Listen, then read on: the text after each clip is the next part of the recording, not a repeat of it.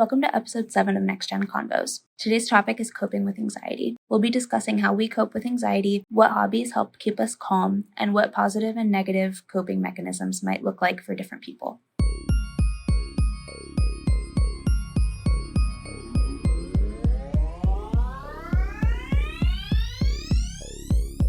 The material and information presented here is provided by lived experience youth and for general information purposes only. The views, thoughts, and opinions expressed are of the guests of our podcast own and do not represent the views, thoughts, and opinions of Youth Move. Welcome back to Youth Move Colorado podcast. Today's episode is coping with anxiety. We are in person in Salida with Lizzie, Julia, and Savannah. And Soraya, me. And today's topic is coping with anxiety. So the first question that we have today is, what hobbies help you cope with anxiety? Savannah, you want to go with this one? Yeah, I have lots of helping skills with this. I usually just call it healthy distractions. It's something I've learned over the years. I listen to music, when I'm feeling some type of way or like just want to, escape kind of like a part of reality and listen to some EDM or some country or who knows, just anything that's like really upbeat and happy. And then also coloring is a good one. Taking like a nature type of walk, seeing if you can find any like cool animals. Also, if you are in like a building and like having a panic attack, it's always helpful to get out of that environment if you can. Even just, taking a fresh breath of air outside like helps with my anxiety. What about you guys? When it comes to me and anxiety, we don't really get along. And one of those things is like, I like to fight with it because I can feel it coming. I don't know about you guys, but I always end up feeling it before it happens. Like I could sense my panic attack and I'm like, I can't. So I'll try to like disassociate and then my brain will be like, we're disassociating. So what I try to do is I usually have like somebody with me to kind of like keep me from disassociating and then just completely freaking out. So I know this is going to sound like every therapist in the world, but they're like, well, what about your five senses? It's aggravating, but it kind of does help because what I do now is like it's 5 things that I can like see, 4 things that I can smell, so on and so forth. But it helps, but it doesn't. So that's one thing that you can do. Another thing too, which kind of helps, kind of like play with your fingers, but don't feel them because that's not a good thing. Or I've seen on like TikTok and things of that sort that they have like anxiety rings, and so they like click back and forth and all the other stuff, and it's pretty relaxing. And then the coloring thing, we actually just got coloring books, so that's another thing that's really fun. What about you, Lizzie? Let's see what you got going on. So for me, I do agree with the anxiety, as we can all have seen this week, that I like hyperfixate on one thing and then I will spiral myself out of control. And things that I have to do is, for example, I've been like trying to not be alone. Like I'll hang out with you or I'll hang out with you, and I just cannot be alone or I'll spiral out of control and then just be like disappear into existence. Right. But when I'm at home, one of the things I love to do is crocheting. Ooh. So I make blankets. I make all my friends blankets if they really want one. And like I just learned how to like crochet letters so I can crochet names in the blanket. So it's like just anything to keep me distracted. And it's like muscle memory, so I can just watch The Big Bang Theory while crocheting and not knowing.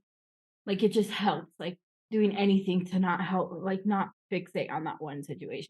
I don't know why, but I'm like more shocked at the fact that you're just like, oh, I just crochet. Like, why? You're just like, surprise, surprise. And I then make coloring. blankets. I also know how to make slippers. Yeah, all these things. but like coloring is a huge one in music. I mean, you and I had a discussion.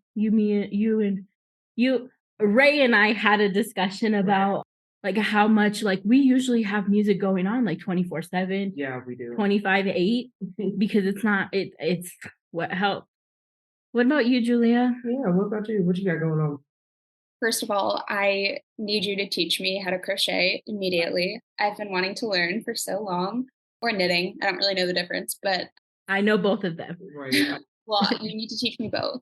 And I also love your coping tactic of like surrounding yourself with supportive people.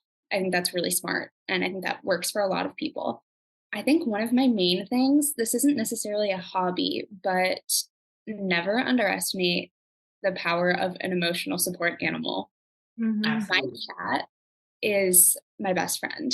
Just this is so weird, and this do not do this if you're allergic to cats.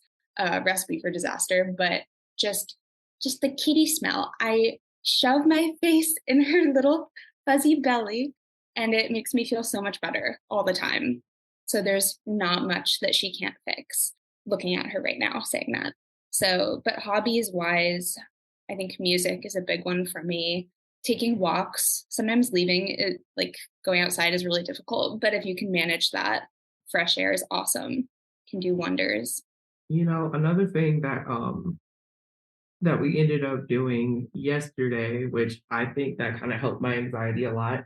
I stayed in the rain and I was just like arms out, just taking it all in because it was a kind of like a really rough day kind of going on. And I was just like, yeah, I needed that rain pour. It was That so was nice. relaxing. It was It very was cold. It was cold, so but good. it was definitely something that I was just like, yeah, that was And just what needed. nature in general, like even just looking at that deer may have caused me more anxiety, but like it was also really cool to like, because I've never just sit down and like observe nature.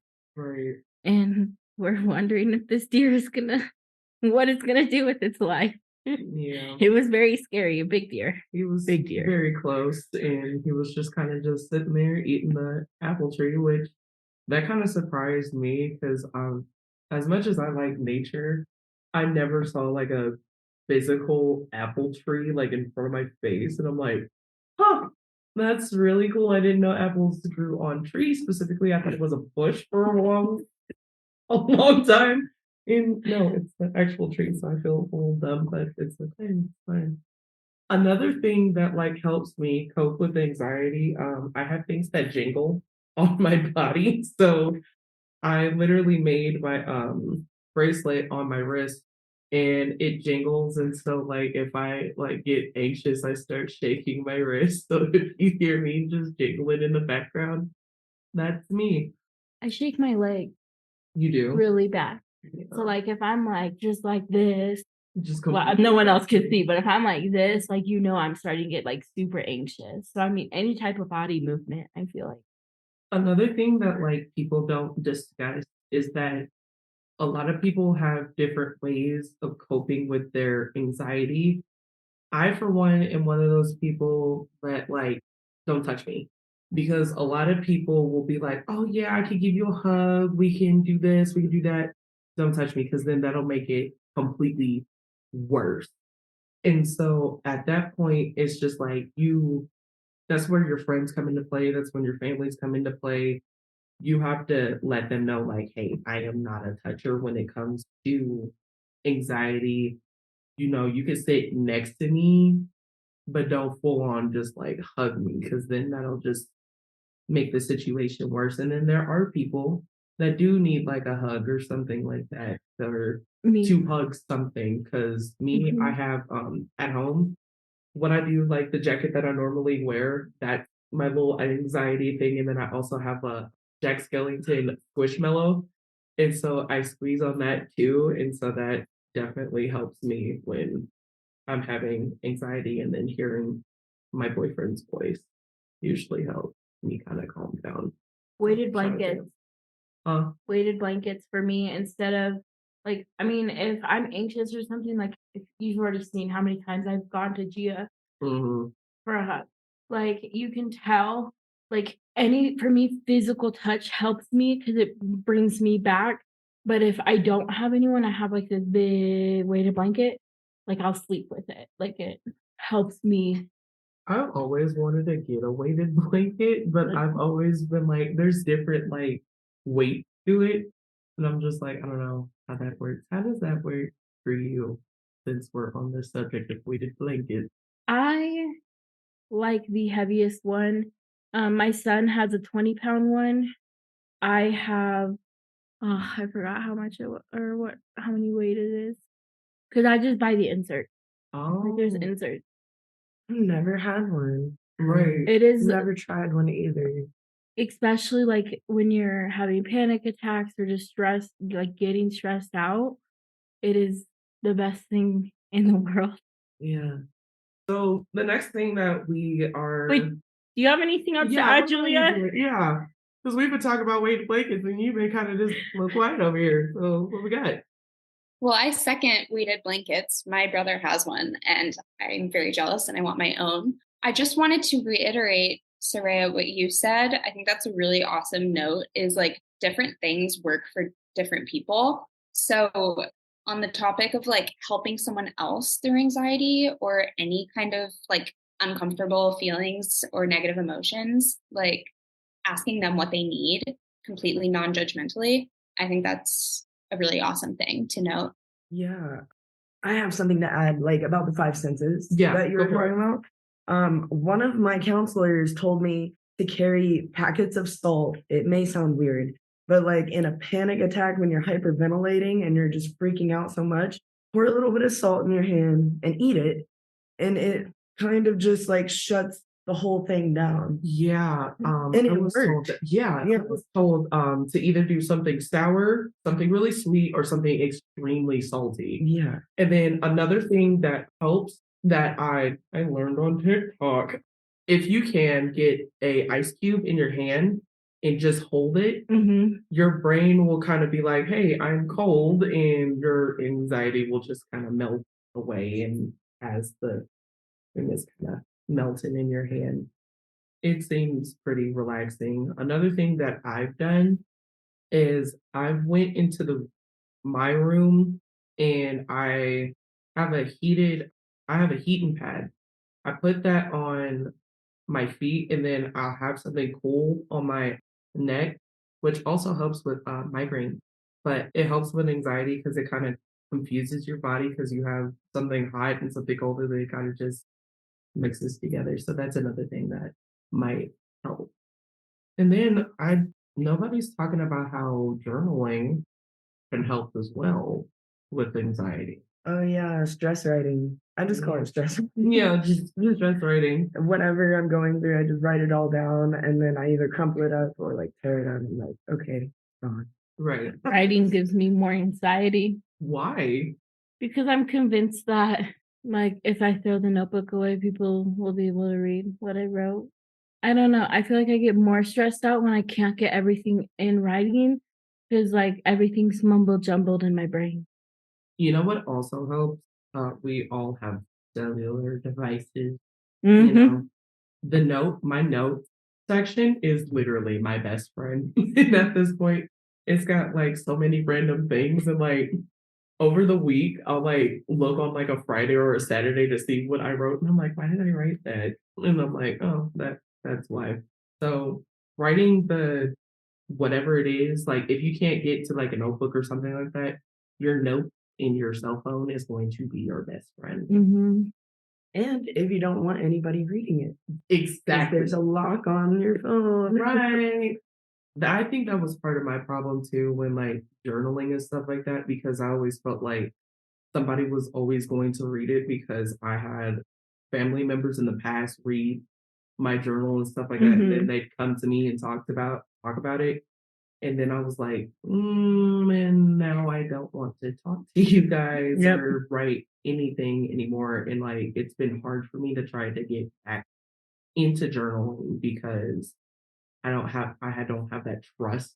And so I saw like the other day at Walmart that y'all remember them old school Locket diaries? Yes. I was halfway tempted to get one. It had butterflies on it. It was all cute. It was purple. And then it had a little fuzzy little pin. And so me being all of 22 years old, my mom was like, "You are a grown woman, put it back." And I'm like, "No." And so I took it back, like she put it back, and I was like, when I get back home, I'm buying it. Or I'm gonna go on Amazon and buy me a locket one because I feel like that would secure my brain to be like, nobody can go into this except for me. Yeah. So I had a journal when I was little, and my mom read it, and then she made fun of me about the stuff I wrote. So then I was like, okay, you want to read my stuff? I'm gonna make some stuff up. Yes, that's what I do. That was literally me. I Oh my God. wrote in there and said, I want to be I want to go to prison when I grow up. I want to be a thief when I grow up. Like, I just wrote weird stuff in there, and she was like, this can't be true. Right. Like, and then she was like, why are you writing this stuff? I'm like, oh, I knew you were reading it. And she was like, ugh. Like, I wonder. like, really, did you want me to really like share all my stuff with you? You're just my mom. Like, I don't.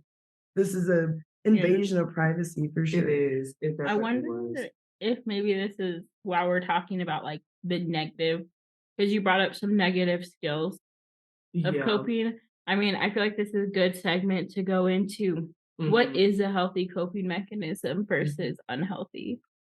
That is true because a lot of the times when it comes to anxiety, a lot of people go towards like smoking weed or like having like some type of vape pen or anything like that. And it's like, yeah, it's not the healthiest thing in the world, but like it's one of those things where you kind of have to, what is that word? I can't remember. It's moderation. Put it in moderation. That is the word that I was looking for. You got to put it in moderation, but like some healthy coping mechanisms, like we talked about before. Go outside, get some fresh air, touch some grass. Because a lot of the time we'll sit here and not touch grass. Unless you're allergic. Right, unless you're allergic, because there are people allergic to grass. So touch the concrete. But just be outside, get some fresh air, go on a hike. I don't know, like if you're not a nature person, then music is going to be your source and things of that sort. So we have been talking about healthy coping mechanisms. I don't know any unhealthy ones that I could think of off the top of my head. I have a whole list of unhealthy coping. Well, take it away, Lizzie. So I'm going to say some of the things that I might say could be possibly really triggering. For example, I still struggle with self-harm. There's that negative coping mechanism, as well as, I don't know if this is really unhealthy, but I know it can make you go deaf, but I'm that type of person. Like, I have a Bluetooth speaker and I'll put it right up in my ear and why don't hear all the headphones and just kind of, because it doesn't give you the same thing. Sure. But like that's the biggest self-harming, anything that could injure people. Racing on the street is very dangerous, but people do for coping. That is true. Can I add one?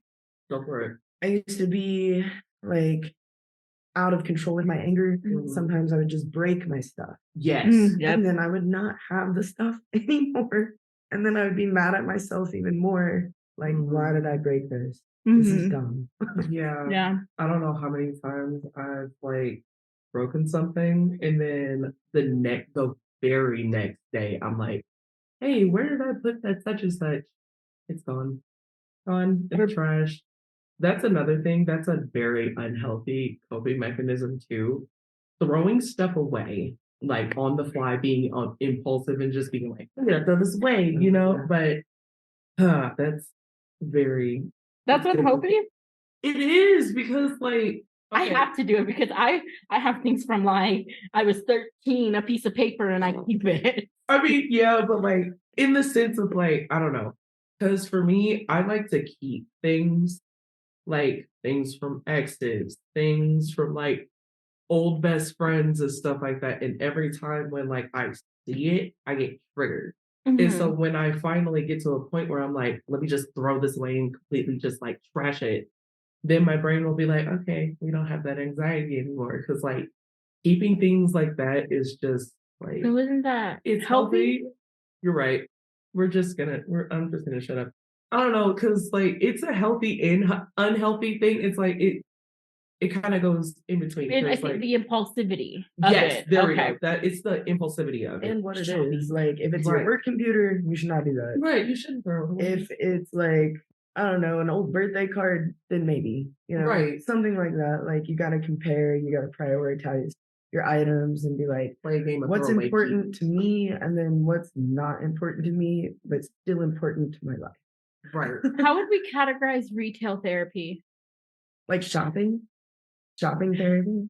Yeah. That's Probably unhealthy. Okay. If it's a bad financial decision that's going to harm you later. Every time I get paid. I've got some more unhealthy ones if we want to keep going. Yeah, go on. Keep it going, because Using food to cope, whether it's like binging or like restricting, both of those can be really unhealthy. Like just using your relationship with food to feel more in control some way. That's really unhealthy. And so an alternative might be like if I'm feeling like a little bit inclined to do that, I start just like organizing stuff. But I know it sounds weird, but to feel more in control, sometimes I'll like dump out a thing of pens and go through them and organize them. Something like that. Like oversleeping, that can be a coping mechanism and not a good one. Or the reverse of that, feeling like to get like time back in the day, like not sleeping. I think that's a pretty common one that's also really bad for your health. Humans need sleep. Another that would kind of be like eating in the middle of the night. So, like since we're on that subject, eating in the middle of the night, I like to call it insomnia.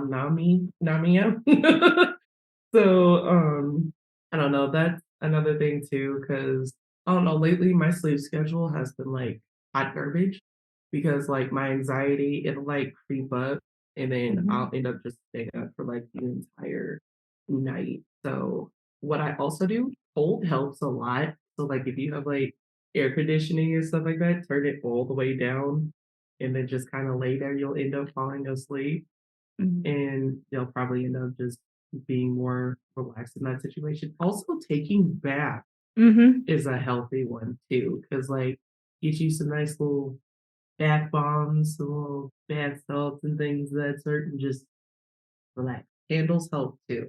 Ooh, yes. I love a good candle. I could throw down some $500 on a candle. Let's not. We were just talking about retail. $100 on a candle. Candles. What does the can? Oh, okay. What I just don't like them because I have a fear of fire because my house burned down. Oh, fair. But I buy them and smell them. Essential oils. Yeah, essential oils.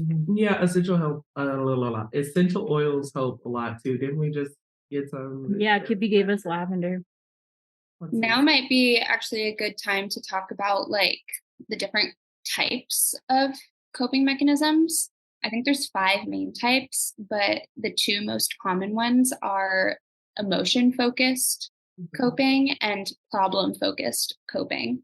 So one of the examples that I found, I'll use like a really simple one. Let's say you're really, really stressed about school and you've just got a lot on your plate.